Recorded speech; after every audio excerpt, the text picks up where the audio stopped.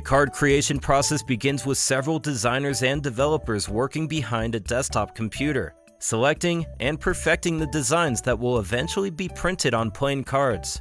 First, the product development department receives a card list that involves different characters. These characters are then designed on these computers and arranged on a software that displays the template of a regular Pokémon card. After drawing the characters, the designers and developers have a meeting where the boss inspects and compares everyone's work. Those that are unsatisfactory are sent back, and the developer works on them again, while those that pass this screening process are approved for the next phase, which is scripting. These card templates are then passed on to the scripting department, where text is added to the e-cards which contain just drawings of a particular character.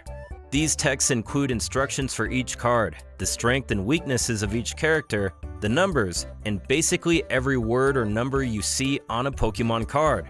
Before these texts are applied, they are proofread and checked for spelling errors, ambiguity, and other mistakes. Next, the texts are applied to each e-card and sent to another department for editing. The editing process takes about 3 weeks for each language, and the most popular ones include English, French, Italian, German, Portuguese, and Spanish, among others. After editing, the demo cards are sent to a typesetter, which prepares the cards for the initial printing process. Only a few hundreds of Pokémon cards are printed at this stage.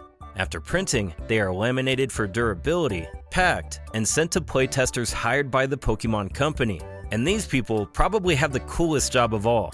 The playtesters are a group of smart people who are professional game players, and while their job seems enviable, it is an extremely important one.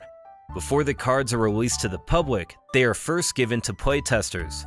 These people are provided with both the new cards still in production and older cards.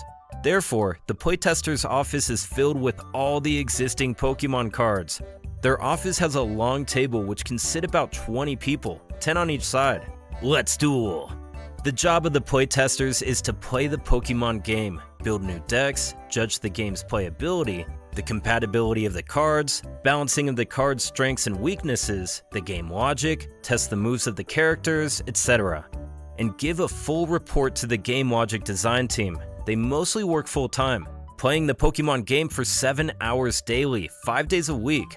All the 20 playtesters are expected to drop reports stating their personal opinions, and the game logic design team will work based on their report. For example, if the playtesters think a particular character is overpowered, the game logic designers will reduce its hit points by 10 and vice versa. Fun fact, the playtesters aren't all professional Pokémon players. The office is occupied by a range of players, from experienced to inexperienced. In this way, the game is relatable to even 5-year-olds. Playtesting takes several weeks, and technically, the process happens simultaneously with the creation of the Pokémon card art. While the playtesters and game logic designers make changes to the cards, the artists draw and paint these changes. For each change made, it takes the artist 5 to 7 weeks to draw, because they have to do their own research from Pokémon games and past Pokémon animations. At the end of the playtesting and the art creation, the cards would then be graded into common, uncommon, and rare. This grading is indicated on each card by shapes inscribed on each. For example, a circle means the card is common, a diamond means it is uncommon, and a star is usually seen on rare cards. Once the designing is complete, the logic designers arrange the cards into theme decks, typically containing 60 cards each. Each theme deck contains character cards, energy cards, and trainer cards. Next, each deck is sent to the printing stations where actual Pokémon game cards are printed on a large scale. High-quality paper is used to ensure durability, and each theme deck is printed using a specific printing machine to avoid mix-up of the cards.